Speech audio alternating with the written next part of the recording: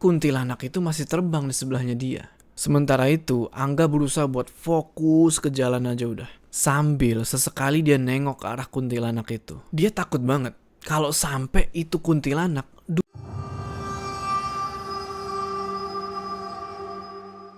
Assalamualaikum teman-teman, balik lagi sama gue Joe. Apa kabar kalian semua? Semoga kalian semua yang menonton video ini diberikan kesehatan, dilancarkan rezekinya, dan selalu dimudahkan urusan-urusannya, dan selalu diberikan perlindungan dari wabah yang sedang melanda dunia saat ini. Di video kali ini, gue dikirimin cerita dari seseorang yang sebut aja namanya itu Angga. Nah, dia ini mau bagi pengalamannya sewaktu dia tinggal di rumah pamannya di daerah Cianjur. Yang menurut dia, pengalaman ini gak bakal pernah bisa dia lupain sampai kapanpun, dan masih menyisakan pertanyaan yang sampai sekarang belum terjawab. Penasaran sama ceritanya? Tonton video ini terus. Sebelum kita masuk ke cerita, jangan lupa kalian like video ini, dan bagi yang belum subscribe, ayo subscribe sekarang ke channel ini supaya kalian gak ketinggalan cerita-cerita horor selanjutnya. Udah siap ya? Mode horor aktif. Waktu itu tahun 2012. Tempat kerjanya Angga buka cabang baru di daerah Sukabumi, Cianjur. Oh ya, si Angga ini berasal dari Bandung, dan dia bekerja di salah satu perusahaan nugget yang lumayan terkenal lah di Indonesia. Dan dia dipercaya buat megang cabang di area Sukabumi, Cianjur. Singkat cerita, diterimalah tawaran perusahaannya itu, karena kebetulan juga sebagian keluarganya Angga berasal dari daerah tersebut. Jadi nggak ada salahnya dia nyoba, sebagai pembuktian juga lah kalau dia itu mampu. Dan hitung-hitung juga dia bisa hemat, karena nanti di sana dia nggak perlu bingung-bingung mikirin biaya kosan dan segala macem. Soalnya bisa tinggal di rumah keluarga yang ada di situ. Bulan Agustus, dia resmi pindah tugas. Dan dia mutusin buat tinggal di daerah Cianjur, tepatnya di rumah pamannya. Sore hari, sekitar jam 3, dia berangkat nih, pakai motor dari Bandung. Dan dia baru sampai Cianjur itu jam setengah 9 malam. Secara waktu itu malam minggu, jadinya macet parah. Rumah pamannya ini dari jalan raya mesti masuk lagi nih ke gang. Lumayan gede gangnya. Dan gak cuma itu, dia mesti juga ngelewatin sawah-sawah sama kebun-kebun yang otomatis sebelah kanan sama sebelah kirinya itu gelap. Waktu itu belum ada lampu jalan. Kalian bisa bayangin kan gelapnya kayak gimana? Angga cuman ngandelin lampu motor doang. Gak berapa lama jalan, pas di sebuah tikungan ada jembatan nih. Nah, di atas jembatan itu duduklah sosok berbaju putih. Rambutnya panjang, lagi ngebelakangin dia. Jadi sosok ini tuh duduk di, tahu nggak sih, kayak kan jembatan tuh ada pinggirannya kan? Nah, dia duduk di situ. Sontak Angga langsung lemes dan gemeteran. Tapi di situ dia berusaha buat tetap fokus dan ngendaliin motornya supaya nggak jatuh. Pas dia ngelewatin sosok itu, dalam hati dia doa sebisa dan semampu dia. Pada akhirnya dia bisa ngelewatin makhluk itu. Dan pas dilihat lagi, itu makhluk masih dalam posisi yang sama. Ya udahlah, Angga bilang dalam hati, alhamdulillah itu makhluk nggak nengok atau ganggu dia. Tapi ternyata dia salah. Lu mau tahu apa yang terjadi? Kan Angga naik motor nih. Samping kanan sama samping kirinya itu sawah. Nah, itu makhluk yang tadi sekarang udah terbang di sebelahnya dia dengan jarak kurang lebih itu 5 meteran di atas sawah.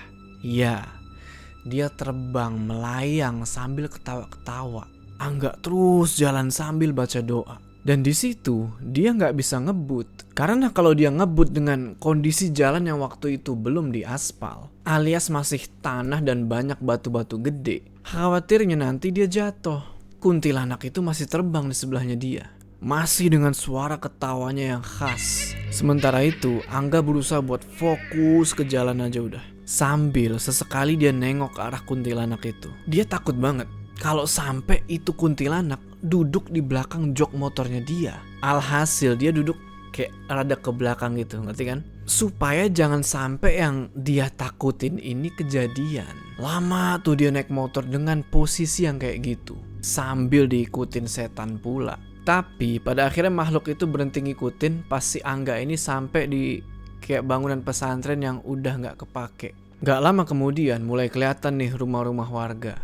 Otomatis lega lah dia di situ kan. Dan pada akhirnya sampailah dia di rumah pamannya.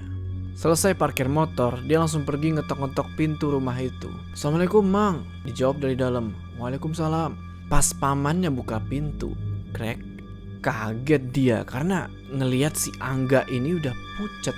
Pamannya terus bilang, "Ah, kenapa kok mukanya pucet kayak abis dikejar-kejar hantu aja?" "Iya, Mang, tadi dikejar sama Kunti yang ada di atas jembatan." Pamannya bilang kalau itu hal yang biasa. Setiap ada orang baru, pasti Kunti itu nampakin diri. Kayak semacam ucapan selamat datang lah. Angga dalam hati bilang, "Gila aja, ucapan selamat datangnya jelek amat." Dia nanya lagi, "Emang dia sering ya kayak gitu? Selalu nampakin diri?" "Ya enggak, mungkin emang kebetulan aja ada AA lewat. Tapi dia gak ganggu kok, cuman ngikutin aja, paling berhenti di bekas bangunan pesantren." "Ya udah, sekarang AA mandi, bersih-bersih, terus istirahat. Pasti capek kan?" Habis itu Angga langsung pergi mandi. Setelah mandi, ngobrol-ngobrol lah mereka berdua. Oh iya, Bibi sama keponakan-keponakannya Angga ini waktu itu udah tidur. Dan juga dia ngeliat kalau rumah pamannya waktu itu lagi direnovasi. Terus si paman bilang, "Besok kita pindah sementara ke rumah kontrakan yang gak jauh dari sini. Soalnya rumah mau renovasi total." Hari Minggunya, hari dimana rumah pamannya itu mau direnovasi total, mereka semua yang ada di rumah itu terus beres-beres barang buat pindah ke kontrakan yang gak jauh dari rumah pamannya Angga, yaitu di kampung sebelah. Mereka baru selesai pindahan itu kira-kira jam 3 sore. Jadi rumah kontrakan itu kurang lebih gue gambarin kayak gini ya. Kalau kita mau ke rumah itu, kita mesti ngelewatin pohon-pohon bambu hijau sama pohon-pohon bambu kuning yang rimbun banget. Dan juga di depan rumah kontrakan itu ada beberapa kuburan yang kalau di daerah Cianjur waktu itu, setiap ada anggota keluarga yang meninggal, kebanyakan pasti dikubur kalau nggak di depan rumah, di samping rumah. Kata pamannya Angga, hal itu udah biasa dan turun-temurun. Di samping kanan kiri adalah rumah tetangga yang jaraknya itu sekitar 20 meteran. Rumah kontrakan itu sendiri adalah 2 rumah yang dijadiin satu. Jadi kayak didempetin gitu loh, ngerti kan? Antara rumah satu ke rumah satunya lagi itu bisa tembus karena ada pintu aksesnya. Tapi yang bikin aneh adalah itu kan 2 rumah dijadiin satu. Tapi kok kenapa pintu buat akses ke ruangan atau rumah satunya lagi itu ditutup, bahkan sampai digembok? Yang artinya kan rumah yang satu ini tuh gak boleh dimasukin. Angga terus nanya ke pamannya, "Mang, kok disekat sih? Kenapa gak sekalian semuanya ditempatin aja?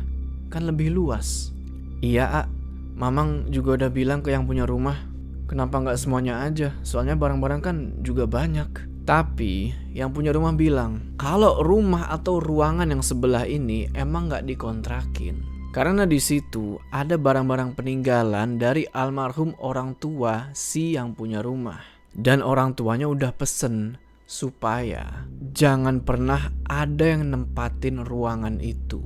Angga tinggal di rumah itu berenam, sama pamannya, sama bibinya, dan 3 keponakannya. Keponakannya Angga ini semuanya adalah perempuan. Keponakan yang pertama udah lulus sekolah dan sekarang udah kerja di salah satu pabrik sepatu yang ada di Cianjur. Ponakan yang kedua masih duduk di kelas 1 SMA. Dan yang terakhir masih kelas 4 SD. Singkat cerita, mereka beres-beres lah tuh, naruh barang-barang sesuai pada tempatnya. Rumah itu punya 4 kamar tidur dan 1 kamar mandi. Sebenarnya ada 1 lagi toilet, cuman letaknya di luar, di belakang rumah yang gak boleh ditempatin itu. Dan di toilet itu ada sumurnya. 1 persatu kamar mereka buka-bukain dan mereka bersihin. Tapi pas Angga mau buka kamar yang keempat, yang letaknya itu persis di depan ruang TV di sebelah dapur, ternyata pintu kamar itu dikunci, ditambahin gembok juga dari luar. Kata yang punya rumah, kamar itu dijadiin gudang. Aneh kan? Padahal rumah sebelah atau ruangan sebelah ini, kita nyebutnya ruangan sebelah aja ya biar gampang, Nah, ruangan sebelah ini nggak ada yang nempatin. Tapi kok kenapa gudangnya di kamar itu? Ya udahlah, nggak mau ambil pusing, Angga pun lanjut masukin barang-barang lain ke dalam rumah. Jadi sekarang kamar yang bisa ditempatin itu cuman ada 3. Kamar depan ditempatin sama bibi sama paman. Kamar kedua ditempatin sama keponakan yang pertama. Dan kamar ketiga tadinya mau ditempatin sama Angga. Tapi kasihan, 2 keponakan lagi nih belum dapat kamar. Masa mesti tidur di luar? Akhirnya Angga ngalah dan milih buat tidur di luar, di ruang TV. Nggak terasa, udah malam. Di malam pertama, mereka belum dapat gangguan apapun. Mungkin karena mereka semua capek abis pindahan, mereka semua terus tidur nyenyak banget. Paginya mereka aktivitas kayak biasa. Si Angga dan keponakan yang pertama pergi kerja, dan 2 keponakan lainnya itu pergi sekolah.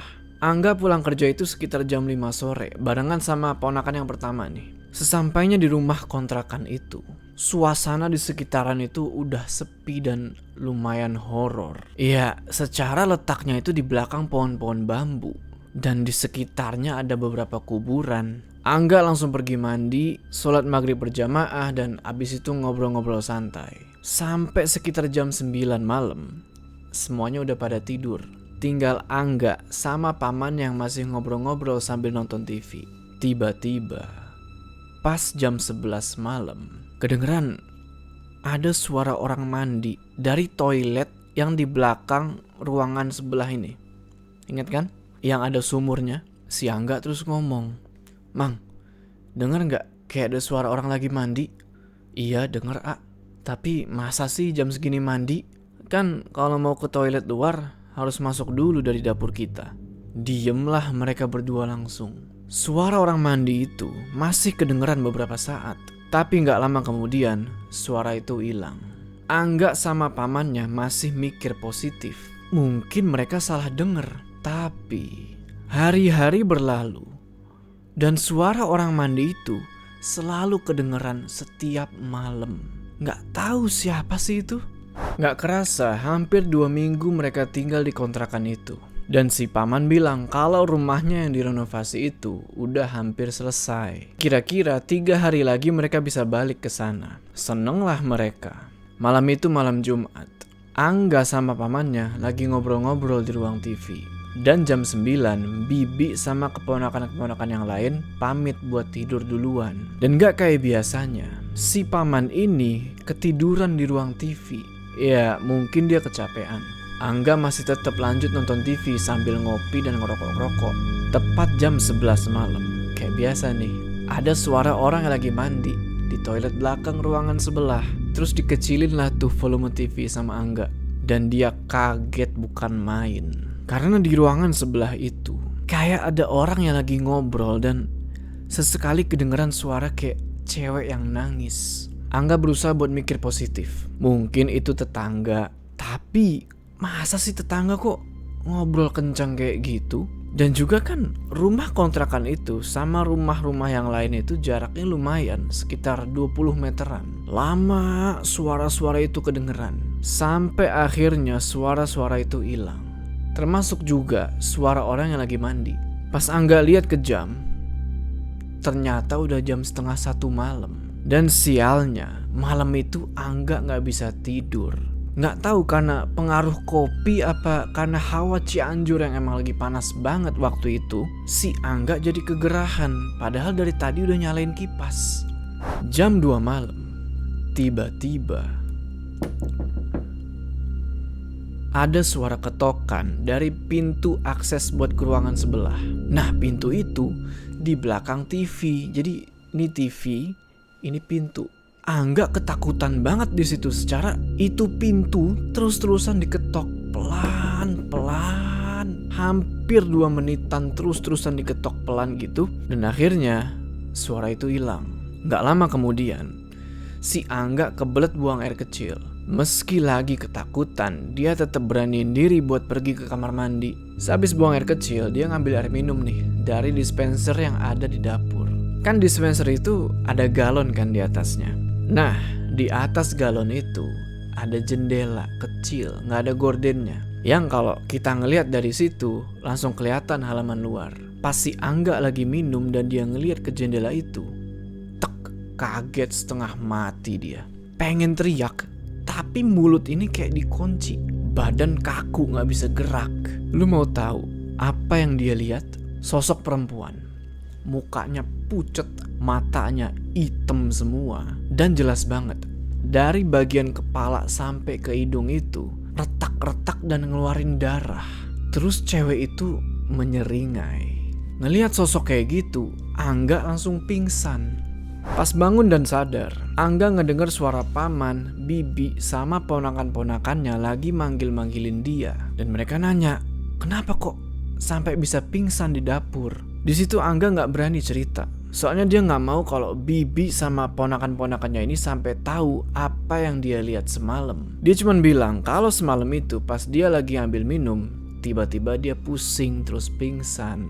Yang pertama nemuin Angga pingsan adalah ponakannya yang pertama. Jadi pas subuh, ponakannya ini mau ngambil air minum. Nah, dia ngeliat kalau Angga ini pingsan di dapur. Sontak dia langsung ngebangunin si paman dan ngebopong Angga ke ruang TV. Singkat cerita, paginya semua aktivitas kayak biasa.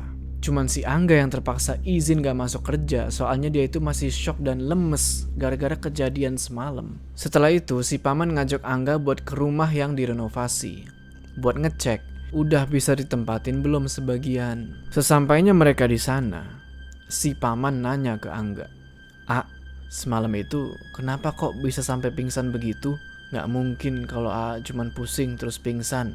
Awalnya Angga gak mau cerita, tapi si paman ini terus-terusan nanya dan akhirnya ceritalah dia. Pas selesai cerita, si paman kaget dan dia bilang, jadi apa yang mamang lihat kemarin malam di dalam rumah sebelah yang kosong itu beneran ada ya? Jadi ceritanya, malam Kamis, si paman abis maghrib izin buat keluar rumah buat bayar tukang yang pada kerja renovasi rumah. Si paman baru pulang abis isya. Nah, pas si paman parkirin motor, rumah yang di sebelah atau ruangan sebelah itu, gordennya ada yang ngebuka. Karena penasaran, diceklah sama si paman. Pas dilihat ke dalam dari jendela, ada sosok perempuan juga, pakai baju putih. Rambutnya panjang, lagi ngebelakangin si paman. Tapi malam itu, paman gak bilang apa-apa. Mungkin karena dia gak mau kalau yang lainnya sampai ketakutan. Setelah kejadian-kejadian itu, paman mutusin kalau besok mereka semua harus sudah keluar dari rumah kontrakan itu. Malam harinya mereka packing-packing karena besok kan mereka mau pindahan. Nah, pas lagi packing-packing gitu, tiba-tiba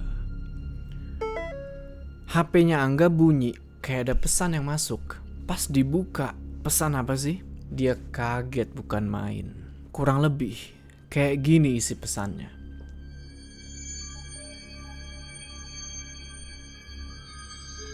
Yang artinya itu kurang lebih,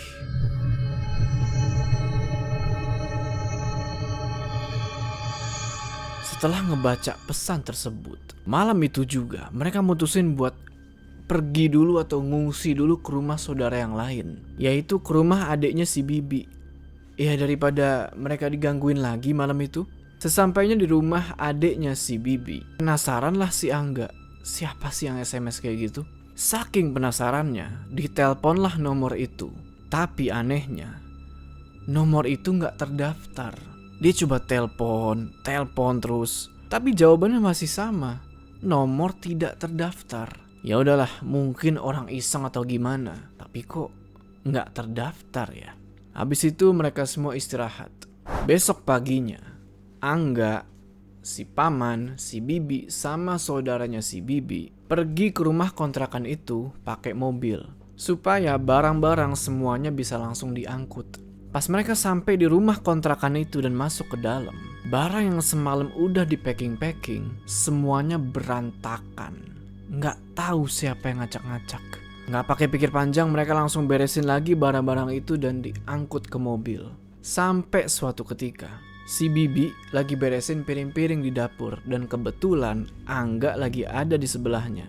Tiba-tiba mereka berdua kaget karena mangkok gede yang si Bibi lagi pegang tiba-tiba pecah, kayak ada yang mukul. Sontak si Bibi langsung menjerit. Karena pas dia lihat kedua telapak tangannya udah darah semua. Refleks Angga terus ambil air pakai gayung, terus dibasuhlah tangan si Bibi. Dan ternyata luka di kedua telapak tangan si Bibi itu panjang dan lumayan dalam.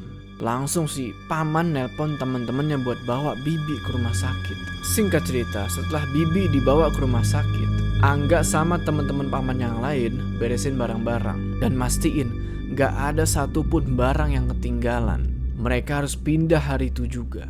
Sore harinya, bibinya Angga pulang dari rumah sakit. Dan luka di telapak tangannya itu dijahit sekitar 12 jahitan. Gak tahu gimana caranya bisa sampai luka separah itu gara-gara mangkok pecah.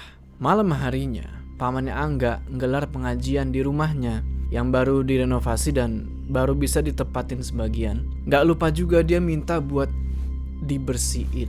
Takutnya penghuni-penghuni yang ada di rumah kontrakan ngikut sampai ke situ. Selesai pengajian, mereka balik lagi beresin barang-barang dan tiba-tiba ada SMS masuk. Dibukalah sama Angga dan isinya adalah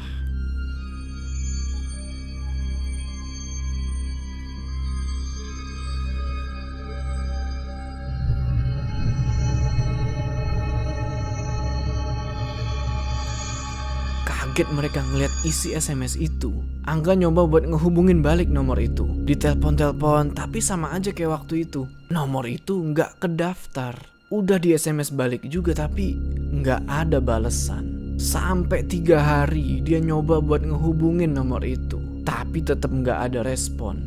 Semenjak dia pindah ke rumah pamannya lagi, udah nggak ada gangguan-gangguan apapun. Sampai tahun 2015 Angga tinggal di rumah pamannya. Dan sekarang dia udah punya rumah sendiri di daerah Sukabumi.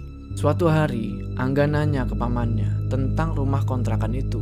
Dan pamannya bilang kalau rumah kontrakan itu udah dibakar warga. Karena setiap yang ngontrak di situ nasibnya sama, pasti diganggu. Dan kenapa sampai dibakar? Karena suatu waktu ada pasangan muda-mudi yang masuk ke rumah itu. Pas rumah itu lagi gak ada yang nempatin. Nah mereka ini berniat buat mesum. Alhasil si cewek kesurupan.